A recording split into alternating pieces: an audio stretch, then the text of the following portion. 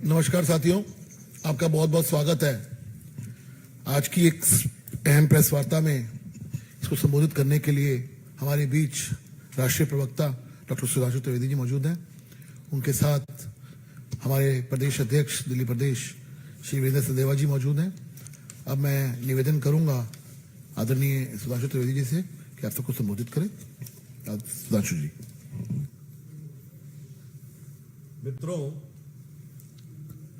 मित्रों, आप सभी जानते हैं कि भारतीय राजनीति में कट्टर ईमानदार के नित नए किरदार एक के बाद एक उभर कर सामने आते जा रहे हैं। आपने देखा कि पहले शराब के कारोबार में उनका किरदार दिखा, फिर बिजली के व्यापार में उनका किरदार दिखा, फिर अदालत के अंदर और फिर भ्रष्टाचारियों के साथ सरोकार में भी दिखा। अब एक नए प्रकार का किरदार उनका दिख रहा है, जिसमें अपने सिपह सलारों को, अपने पार्टी के कार्यकर्ताओं को सरकारी तनख्वाह पर नियुक्त करना और उनसे सरकारी पद पर रहते हुए पार्टी का काम करवाना। देखिए, दोनों में अंतर है। कोई व्यक्ति यदि कभी पार्टी का कार्यकर्ता रहा हो वो अलग विषय है, परंतु पद पर रहते हुए वो विधिवत काम करे पार्टी का, अरविंद केजरीवाल जी के व्यक्तिगत राजनैतिक कार्य का, कई जगहों पे उनके व्यक्तिगत निजी स्टाफ का, ये एक नया स्वरूप सामने आ रहा है। आप सबने वो कहावत सुनी होगी कि आप बांटे रेवड़ी और मुड़मुड़ अपने को दे, पर यहां तो जनता को तो ये कहा कि चंद 100 रुपए की कुछ सहूलियत देंगे, एक आध हजार की सहूलियत देंगे, बदले में अपने लिए करोड़ों का शीश महल भी बनवाएंगे और सिपह सलारों को लाखों रुपए भी दिलवाएंगे। यानी बात तो करेंगे, अपनों को रेवड़ी नहीं, अपनों को तो रबड़ी खिलवाएंगे। एक कहावत आपने सुनी होगी ना, माले मुफ्त दिले बेरहम। पर ये सरकार की आय को जिस रूप में प्रयोग करते हैं, उन पर यह कहावत एकदम चरितार्थ होती है कि माले मुफ्त दिले बेरहम। और आगे एक पंक्ति में अपनी तरफ से जोड़ता हूं, जो आम आदमी पार्टी के और केजरीवाल जी के इस नए किरदार पे एकदम उपयुक्त लगती है। माले मुफ्त दिले बेरहम और अपनों पे करम, सब अपने लोगों के लिए लुटाना। ऐसे कई एक उदाहरण हैं। कई जगहों पर तो जानकारी ये भी लगी है कि उनके लोगों ने अपना सोशल मीडिया अकाउंट डिलीट करने शुरू कर दिए हैं, क्योंकि वो सीधे दिख रहा था कि वो पार्टी का काम कर रहे हैं सरकारी पैसा लेके। अब इस विषय पे कई ऐसी जानकारियां लगी हैं, जैसे एक श्री राम कुमार झा हैं जो उनके निजी स्टाफ में काम कर रहे हैं। अभी जब उनके घर का विषय आया था तो पत्रकारों के साथ उलझते हुए इनकी फोटो भी अवेलेबल है और यह सरकार से सैलरी ड्रॉ कर रहे हैं। एक निशा सिंह जी हैं जो एसोसिएट फेलो हैं, इनके ऊपर तो शायद एक मुकदमा भी है जिसमें प्रक्रिया चल रही है और शायद चार्जशीटेड भी हैं। वो ये भी विधिवत सरकारी काम करते हुए पार्टी का काम कर रहे हैं। इन सब के डॉक्यूमेंट्री एविडेंस अवेलेबल है कि ये सोशल मीडिया पे आम आदमी पार्टी का ही काम कर रहे हैं। इसके बाद अंचल बाबा जी हैं, ये उनके सिटिंग विधायक की धर्मपत्नी हैं। विधिवत पार्टी का काम हो रहा है और सरकार की तनख्वाह है। इसके उपरांत एक श्री अक्षय मल्होत्रा जी हैं, वो भी उनके निजी स्टाफ में हैं, शायद कुछ और चलाने का काम करते हैं। मतलब शायद ऐसी जानकारी है कि उनका वाहन भी चलाते हैं और सोशल मीडिया के अकाउंट का भी कुछ काम करते हैं। तो ये सिर्फ इतना मैं कहना चाहता हूं, ये वो पार्टी जिसने एक शपथ पत्र लिखा था कि हम मकान नहीं लेंगे, और सारे के सारे विधायकों से लिखवाया था। हम वाहन नहीं लेंगे, हम सुरक्षा नहीं लेंगे। सोचिए वो आते आते आज कहां तक पहुंच गए हैं कि सरकारी खजाने का कैसा दुरुपयोग किया जा सकता है।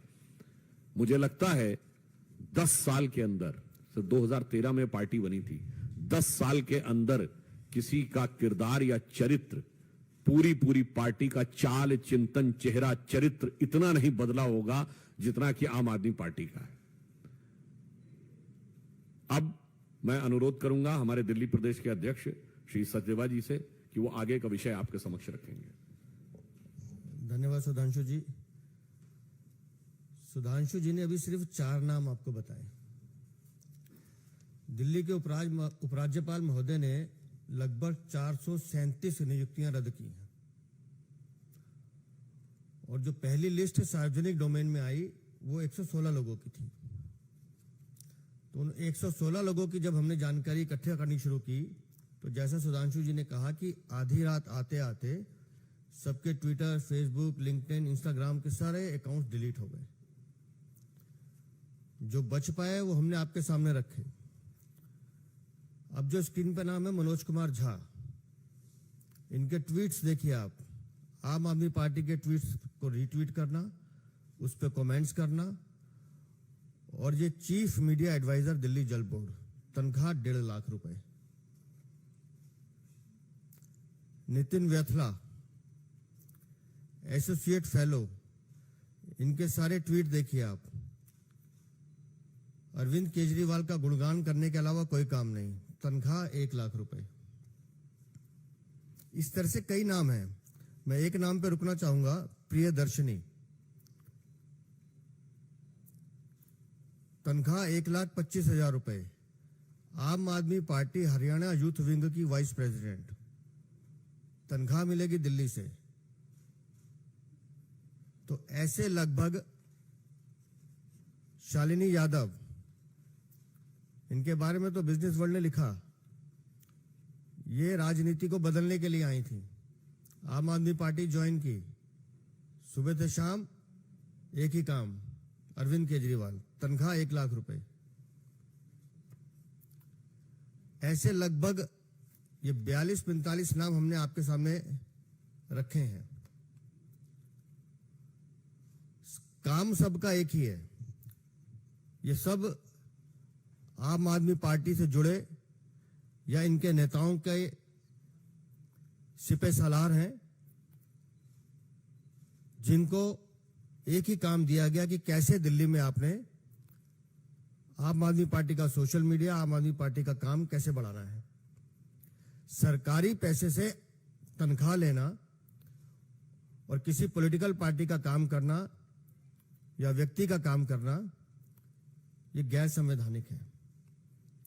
हम अरविंद केजरीवाल से एक ही सवाल पूछ रहे हैं कि आपने इन 437 लोगों के लिए कोई संवैधानिक अप्रूवल ली थी क्या, इनको नौकरी लगाने से पहले?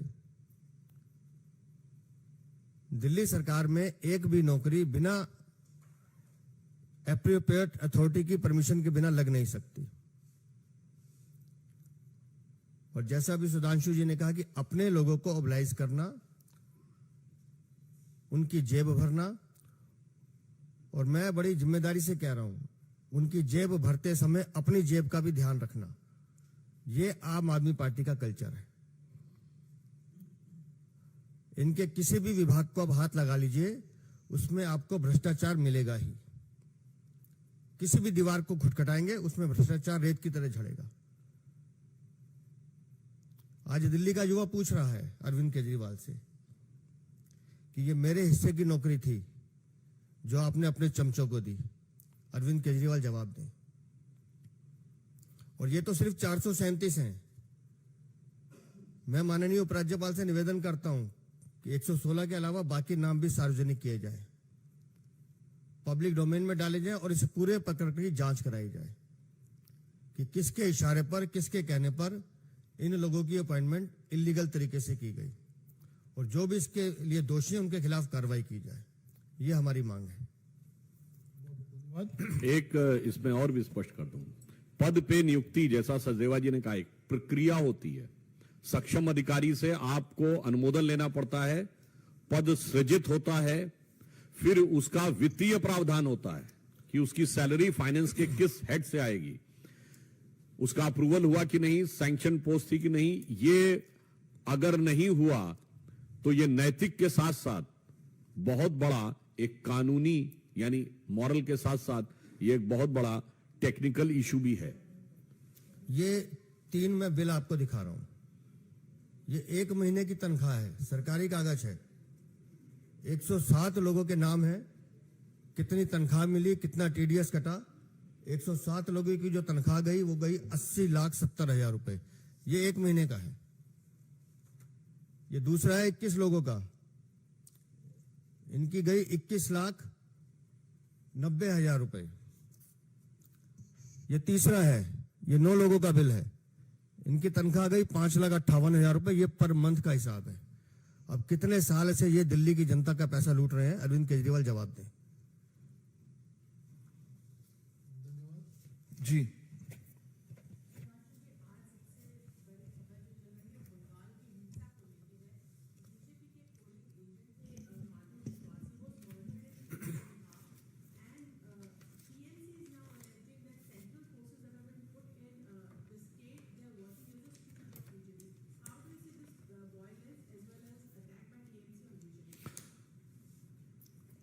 चुनाव लोकतंत्र के हृदय की गति माने जाते हैं, परंतु बंगाल में कुछ कुछ वैसा ही हो रहा है जैसा 90 के दशक में बिहार में हुआ करता था। लोकतंत्र के इस पर्व को रक्त रंजित करने के जितने कृत्य बंगाल की सरकार ने किए हैं, वो एक के बाद एक संवैधानिक उपकरणों से एक्सपोज होते जा रहे हैं। यदि यह तृणमूल की सरकार यह बात कहती है तो यह निर्णय तो न्यायालय ने लिया है। न्यायालय ने बहुत स्पष्ट शब्दों में कहा है कि जब राज्य के चुनाव आयोग ने ही डिमांड की थी फोर्सेस की, तो वो कैसे कह सकते हैं कि फोर्सेस नहीं आने चाहिए, और कौन सा फोर्स आना चाहिए यह चुनाव आयोग का अधिकार नहीं था। चुनाव आयोग यह मांग सकता है कि मुझे सुरक्षा बल चाहिए, कौन से चाहिए, कैसे चाहिए, यह उनका अधिकार नहीं है। यह प्रश्न करने का अर्थ होता है कि उनके मन के अंदर का जो भाव था कि वो दुरुपयोग करना चाहते थे। मुझे लगता है कि चुनाव आयोग इस विषय के ऊपर पूरी नजर रखे हुए है, और चुनाव आयोग ने यदि सतर्कता नहीं रखी होती, न्यायालय ने यदि कड़ाई के साथ निर्देश नहीं दिए होते, तो ये चुनाव बहुत ही विभत्स हो सकते थे। परंतु हमारे कार्यकर्ताओं की जिस प्रकार से हत्या, प्रताड़ना हो रही है, इसके उपरांत भी जिस दृढ़ता के साथ वो लड़ रहे हैं, वो लोकतंत्र के प्रति भारतीय जनता पार्टी की निष्ठा का प्रमाण है। और जो कुछ पश्चिम बंगाल की सरकार कर रही है, वो लोकतंत्र को किस प्रकार से सत्ता का दुरुपयोग ही नहीं, सीधे हिंसा के द्वारा प्रभावित करना। क्योंकि पिछले चुनाव में एक बहुत बड़ा हिस्सा था जिन्होंने वोट, मतलब सिंगल नॉमिनेशन हो गया था, अनअपोज्ड। मगर उससे ज्यादा बड़ी बात यह है कि इसमें किसी को भी न लोकतंत्र की समस्या नजर आ रही है, न लोकतंत्र में हत्या नजर आ रही है। क्योंकि ये सब वो लोग हैं जिनको किसी भी प्रकार के कृत्य में बस भारतीय जनता पार्टी और मोदी जी के विरोध का सुंदर संगीत नजर आता है। चाहे व्यक्ति कार्यकर्ताओं की हत्या हो जाए, चाहे लोकतंत्र रक्त रंजित हो जाए।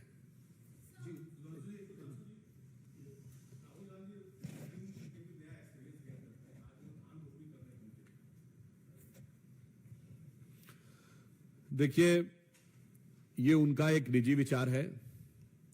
वो जो भी कार्य करने के लिए पहुंचे, आपको पता है कि राहुल गांधी जी निवर्तमान सांसद कांग्रेस वालों के लिए बहुत सम्माननीय है, अभिनंदनीय है।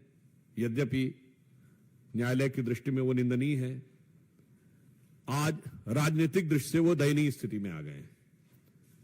परंतु मैं एक बात पूछना चाहता हूं, यदि उनके मन में किसानों के प्रति वास्तविकता में इतनी हमदर्दी है, तो जिस राज्य से वो सांसद थे,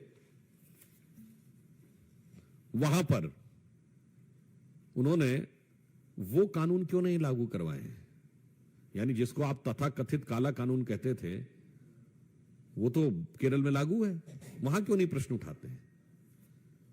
यह दर्शाता है कि किसानों के हित के लिए वास्तविकता में आपके मन में क्या है।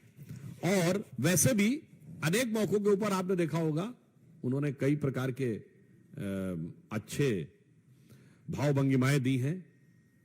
अभी आपने देखा था वो यात्रा की समाप्ति के ऊपर कश्मीर में बर्फ खेलते हुए, फिर उन्होंने उसके बाद कहा कि यहां पे कानून व्यवस्था समाप्त है। आपको याद हो संसद के अंदर भी प्रधानमंत्री जी के गले पड़ने के बाद उन्होंने अपनी एक जो कुछ इशारा किया था, तो मुझे लगता है कि राहुल गांधी जी के जो भी आचरण है इसमें हकीकत कम और फसाना अधिक नजर आता है। नीरज जी, नीरज जी,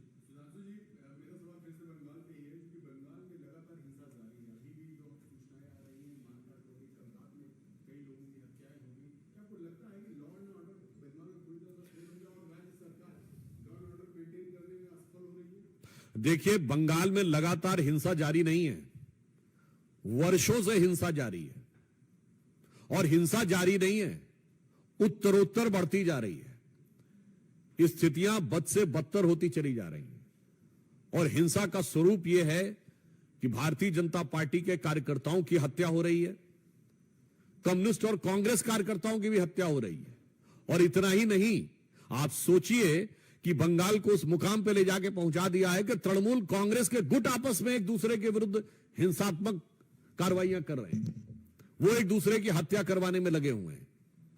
यह दर्शाता है कि बंगाल की वह भूमि जिसे बंगाली भद्र लोग कहा जाता था, जो कला और संस्कृति के लिए पूरे विश्व में जानी जाती थी, जिसकी एक वैश्विक पहचान थी, सिर्फ राष्ट्रीय पहचान ही नहीं, वो आज पश्चिम बंगाल की सरकार में तृणमूल कांग्रेस के इस कार्यकाल में पूरी तरीके से हिंसा, भ्रष्टाचार और अपराधियों को प्रत्यक्ष राजनीतिक संरक्षण देने के दुर्दांत अपराध की भागी हो गई है। अपराधियों को जिस प्रकार से सत्ता का संरक्षण देकर उनसे हिंसा करवाई जा रही है, यह अपने आप में भारत की राजनीति का बहुत दुखद उदाहरण है। इसीलिए मैंने कहा दुर्दांत अपराध की भागी हो रही है पश्चिम बंगाल की सरकार। और उससे ज्यादा दुख यह है कि ये उस प्रांत के हैं जहां से कला, संस्कृति, ज्ञान और विज्ञान का केंद्र भारत में रहता था, वो आज अपराध, खतरनाक तुष्टीकरण, राष्ट्र विरोधी गतिविधियों और लोकतंत्र के अंदर हिंसा का पूरे भारत में एक दुखद और दर्दनाक उदाहरण बन के उभरा है।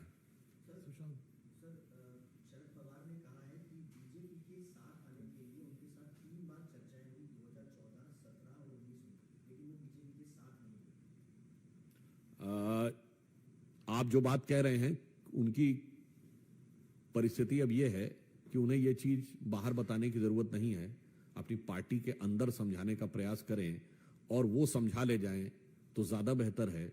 नितांत अंदरूनी मामला है उनका, अंदरूनी मामला क्या, पारिवारिक मामला है। तो मुझे लगता है कि जो कुछ परिस्थिति एनसीपी में, इससे पूर्व शिवसेना में हुई है, उसका मूल कारण यह है कि हमारे यहां पार्टी को परिवार माना जाता है और वो लोग परिवार को पार्टी मानने लगते हैं। इस कारण यह परिस्थितियां उत्पन्न होती हैं।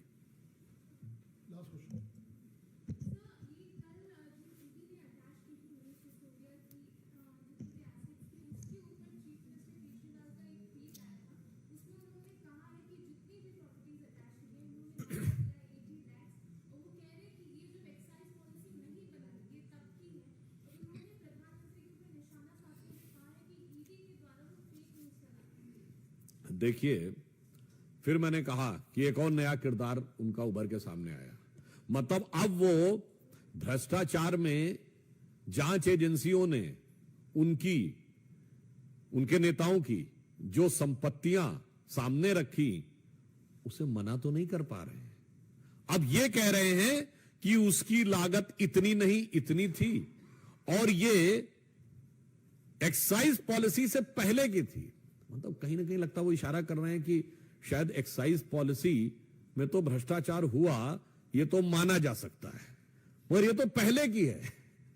तो मैं मानता हूं कि ये प्रकारांतर से शराब नीति के ऊपर भ्रष्टाचार होने की उनकी स्वीकारोक्ति है। This is in a way indirectly his candid acceptance that there was a clear cut corruption in excise policy, because he is saying कि वो एक्साइज पॉलिसी से पहले की है। और पता नहीं अभी आगे और क्या क्या निकले कि एक्साइज पॉलिसी से पहले क्या था। अगर वो सही होते तो उन्हें कहना चाहिए था कि साहब ये तो प्रॉपर्टी हमारी है ही नहीं, या ये प्रॉपर्टी का स्रोत ये है। इसीलिए समस्या ये है कि अपने को कट्टर ईमानदार कहने वाले जांच एजेंसी से लेके कोर्ट में एक नहीं अनेक बार बेल रिजेक्ट हुई है। इसका राजनीति से क्या लेना देना है? ये तो प्योरली टेक्निकल इशू है और शायद 6 या 7 बार वो कर चुके हैं प्रयास और इसके बावजूद बेल रिजेक्ट हो रही है।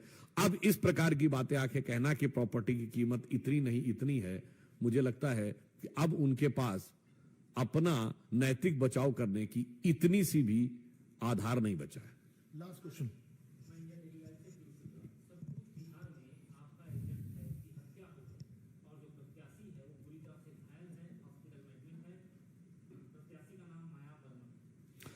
देखिए, इस समय चूंकि चुनाव की प्रक्रिया वहां पर चल रही है, तो चुनाव आयोग के अधिकार में सारी व्यवस्था है। हम जो कुछ तृणमूल कांग्रेस की सरकार कर रही है, इसकी तीव्र भर्त्सना करते हैं। हमारे कार्यकर्ताओं की हत्या एक जघन्य अपराध है और जो हम सीधा सीधा कहते हैं कि तृणमूल कांग्रेस की सरकार के संरक्षण में वहां के अपराधी तत्व यह कार्य कर रहे हैं। और हम चुनाव आयोग से यह अनुरोध करते हैं कि वो इस घटनाक्रम को देखे और संविधान प्रदत्त शक्तियों के अनुसार उसकी उपयुक्त और प्रभावी कार्रवाई सुनिश्चित करें। धन्यवाद, बहुत बहुत धन्यवाद।